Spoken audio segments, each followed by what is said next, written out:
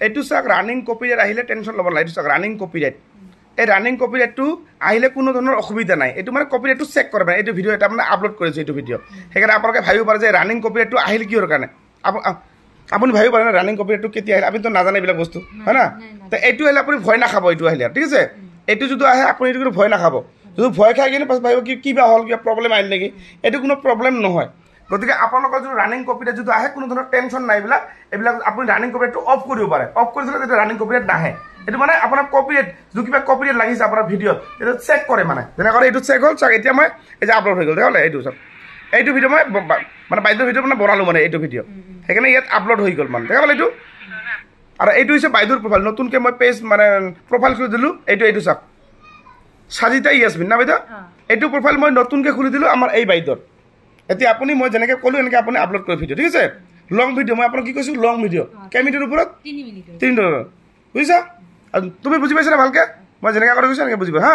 গতিকে আপোনালোকে যিসকলে নতুন পেজ খুলিছে, এনেকুৱা পেজ আপোনালোকে কাম কেনেকৈ কৰিব লাগে বহুতে নাজানে। নতুন পেজত কেনেকৈ কাম কৰিবা, কণ্টেণ্ট মনিটৰিংটো কেনেকৈ, আপোনালোকে ভাবে কি মই পেজ এখন খুলিছোঁ বা প্ৰফাইল খুলিছোঁ, খোলাৰ পিছত মই মাহত 2-এটা ভিডিঅ', এনেকৈ নহ'ব। যদি আপোনালোকে ফেচবুকৰ পৰা যদি ইনকাম কৰিব বিচাৰিছে, ফেচবুকৰ পৰা ডেইলি আপোনাক কমচে কম এটা লং ভিডিঅ' 3 মিনিটৰ ওপৰত ডেইলি মাহত 30টা 2খন ফটো নিজে লাগে মোবাইলটো চেলফি মাৰা, এখন এনেকৈ ল'বা চেলফি মাৰিবা।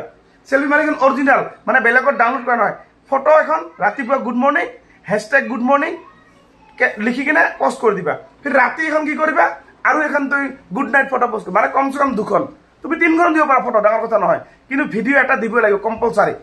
লগতে যদি তুমি টাইম পোৱা তুমি আৰু এটা ৰিল দিব পাৰিবা 15 ছেকেণ্ডৰ পৰা 90 ছেকেণ্ডৰ ভিতৰত, যদি টাইম পোৱা।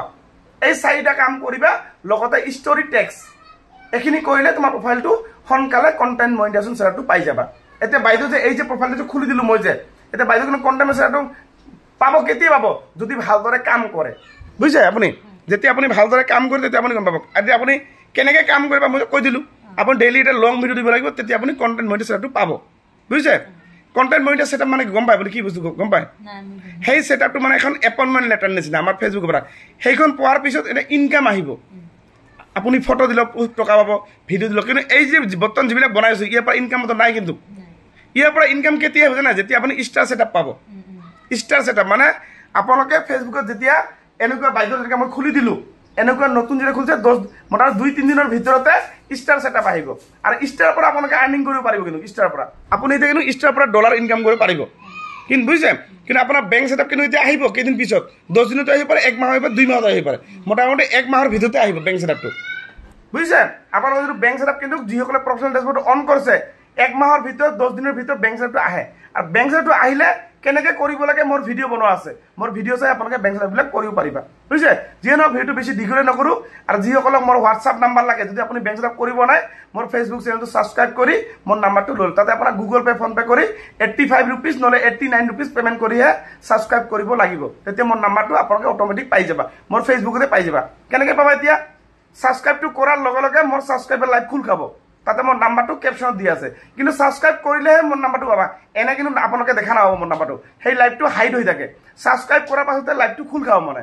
আৰু মই ডেইলি ছাবস্ক্ৰাইবাৰ লাইভ আহোঁ, ৰাতিপুৱা হওক ৰাতি হওক, 2 মিনিটৰ কাৰণে হওক, আৰু 2 মিনিটৰ কাৰণে মোৰ নাম্বাৰটো দিওঁ তাতে মানে। তাতে মোৰ নাম্বাৰটো অট'মেটিক, তুমি যদি এতিয়া ছাবস্ক্ৰাইব কৰা এতিয়া মোৰ নাম্বাৰটো লগে লগে পাই যাবা, ঠিক আছে। আৰু ভিডিঅ'টো শ্বেয়াৰ কৰি আপোনাৰ ৰাখি থৈ দিব।